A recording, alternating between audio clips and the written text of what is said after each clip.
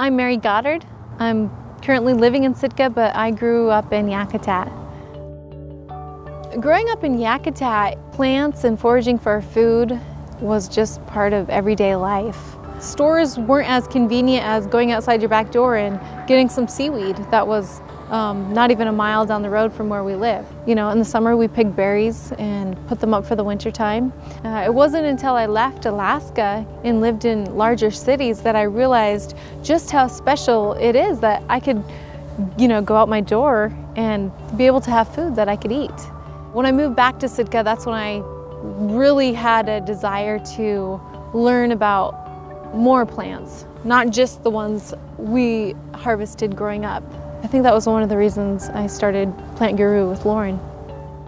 I grew up in Western Maryland in the Appalachian Mountains, where there's tons of stuff to do outdoors. And really, my mom got me into foraging for the first time. We'd go out and collect morel mushrooms and bring them home and fry them up and eat them. And that's really where I started to get my love for plants, is just from food. And then I went on to study plants in college. After college, I moved to Sitka, Alaska, where I was just thrown into this beautiful temperate rainforest. And it was great and gorgeous, but I had no idea what I was looking at plant-wise. All of the plants were different to me. I didn't know how to identify them. I didn't know what they were. I didn't know what was edible. And then one day I got invited to go on a hike with a group of girls, and Mary was one of the girls on this hike. It was on that hike I discovered that she had a background in plants.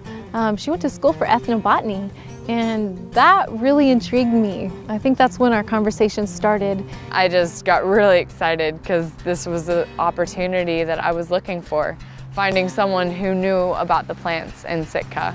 We went off and we started documenting all sorts of different plants. With her help, I was able to identify more of them that I didn't know beforehand. We were taking pictures, high quality pictures, and writing down the scientific name along with the common name.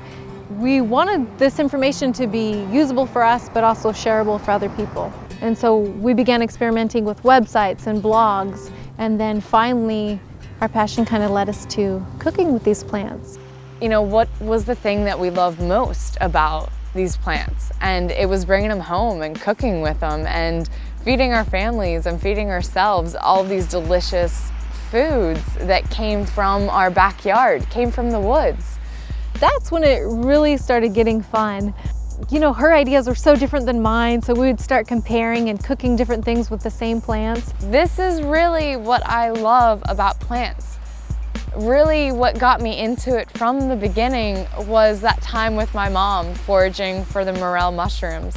A lot of times people aren't interested in these plants, but if you bring them an amazing meal and it includes one of these plants that you just went and harvested, then they're going to be interested. Then they're going to say, wow, what's that plant? Where can I get that?